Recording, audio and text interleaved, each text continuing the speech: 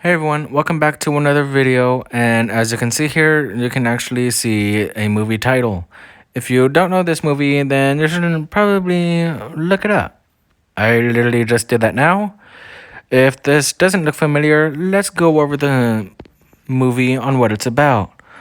Be warned that this is spoiler alerts for those who haven't seen the movie, although it's about, 30, 32 years old already? Anyways, let's head on into the timeline, which is what I'm here to do in today's video. Starting off with part 1. So, here's the timeline for it. Part 1, 1990, the original movie that started it off. We have graboids. These are the first form. And we have two handymen, Earl and Valentine. They are handymen, if I hadn't said that before. These handymen decided to leave town on the day they ended up finding murders, if not at least bodies killed in ways that wouldn't be killed in a human manner.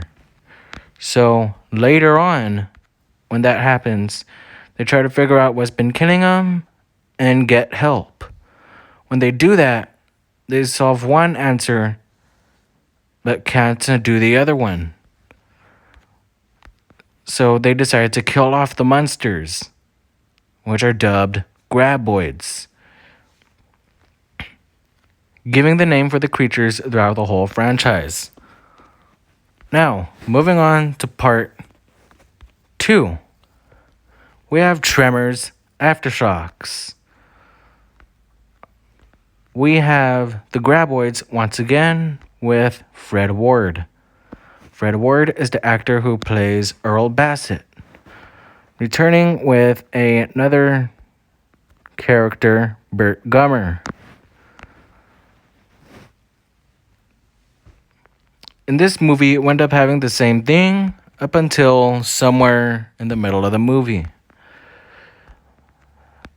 It has the graboids, which are worms. The thing is, later in the movie, the worms have turned. That's right. They end up figuring out the problem, they solve it, blow them all up.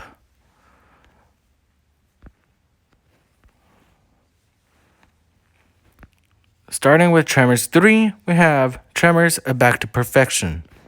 Oh, I kind of actually like this one.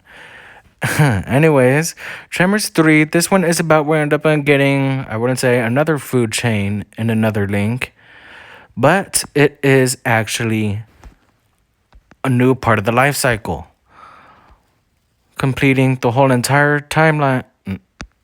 I meant life cycle, completing the whole entire life cycle. Tremors 3 not only introduces a new part of them, but it ends up getting a new graboid entirely. We end up getting El Blanco, a white sterile graboid who cannot turn into shriekers. So, with the new part of the life cycle, the AB, or for short, or in kid-friendly ways, humorously, we have the butt launchers. Can't believe I just said it like that, but anyways, and the butt launchers, yes, okay. Or as known in Africa in part 5 as the lightning birds. We have them flying around, destroying havoc in perfection. When they do, they find a way to use El Blanco to get rid of them. That's basically all of part 3. Moving on to part 4, we end up having the prequel. This takes place before the original movie, The Tremors in 1990. In this movie, it wound up getting it before the original movie, like I said earlier, except with a different Gummer and the whole timeline. How this works is obviously for Bert Gummer to live there with the townsfolk in 1990. We didn't need to have some people from the background, wouldn't we?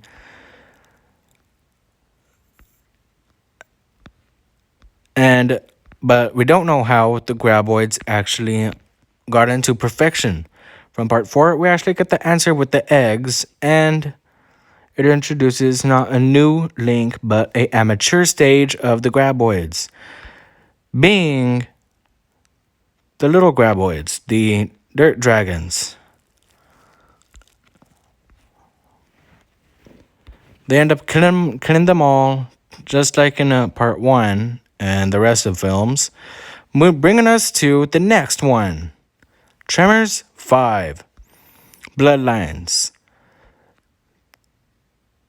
This is with a different director, but continuing the story with a new character played by a new actor, Jamie Kennedy, as Travis. So Travis, Burt Gummer's son, becomes the new cameraman for Burt Gummer in his little series. Once they end up doing that, they end up coming over to Africa once they're notified on the lightning birds, because this is the one with the African versions. We're gonna call them lightning birds. Anyways, with these lightning bird sightings, things are all new for birds in a new part of the world with a new set of species of graboid, much bigger, badder, stronger, and more evolved. They are a dangerous creature you don't want to come across. And this is what the lightning bird looks like. The graboids, I'm sure I showed y'all somewhere. This is what it looks like, pretty much.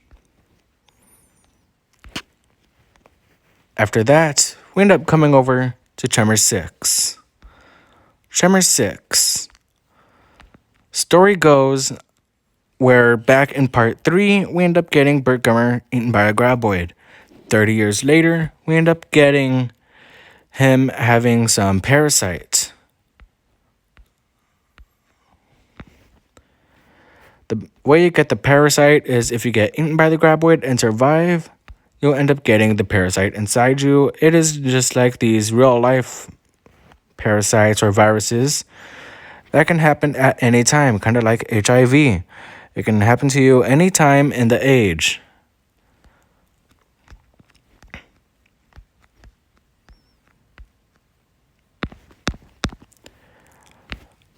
As it's not only that, Burt Gummer is the one that holds the parasite. The only way to cure him is to get a antibiotic from a live graboid, which this is the live graboid here.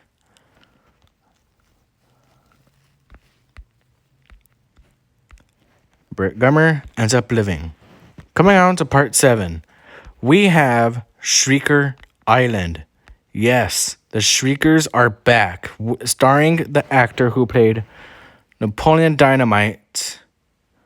Well, in the movie Napoleon Dynamite, John Heder. He also came out in other movies such as Monster House and countless other films. Number 7, Shrieker Island. Here's how it goes. So, Burt Gummer is living on a private island, and so are other people. We have researchers and a private island with hunters. One of the hunters, Bill, has brought graboids to hunt. Apparently, that wasn't a good idea, because the researchers bring in Burt Gummer once again, and this time it's his destiny to take him out. When he finds out it's his destiny, he'd rather go out big. Bringing the shocking, mind-twisting end. For those who haven't seen it and want to, big spoiler alert, please leave now. The way it ends is Bert Gummer dies. If you don't believe me, here's a little something on how our character looks. And at the end of the movie, we end up getting this shot.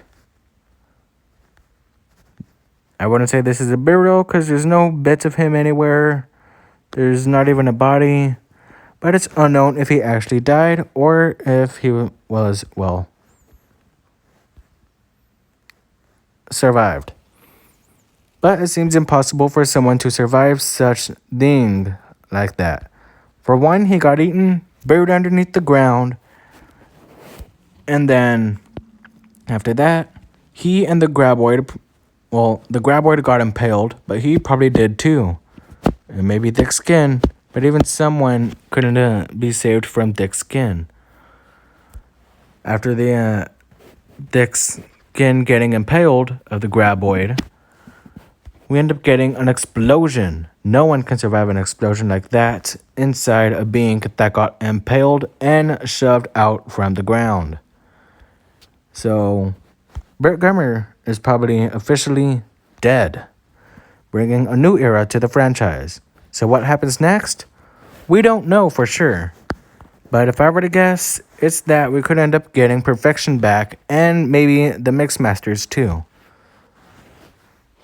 Back in the 2003 series. But we'll save that one for a different day. If you like this video, be sure to hit that like button, subscribe button, everything I can to make this the most popular video on the internet. Later, everyone. Bye. Oh, great, I'm stuck in here. Anyways, later.